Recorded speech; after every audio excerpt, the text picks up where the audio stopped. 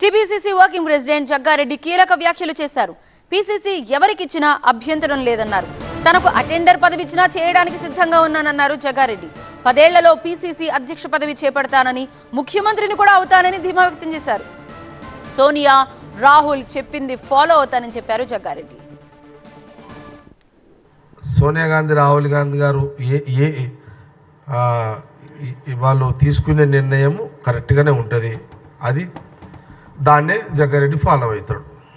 PCC వాళ్ళు ఎవరిని ఇచ్చినా, గతంలో రేవంత్ రెడ్డి కానీ పీసీసీ ఇచ్చారు, ఇయ్యంగానే రేవంత్ రెడ్డి ఫాలో కాలేమో.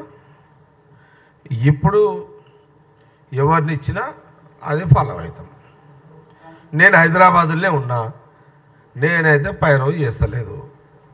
మీకు క్లారిటీ ఉంది కదా. ఇదైతే చెప్పే ప్రోటోకాల్లో నేను లేను. ఒకటి, ఎవరైనా బాగానే ఉంటుంది. ఎవరైనా ఆ కుర్చీ నడిపిస్తుంది. పీసీసీ కుర్చీ ఆటోమేటిక్ నడిపిస్తుంది. అదేమి ఇబ్బంది ఉండదు. నేనేం చెప్తుంది తెలుసా,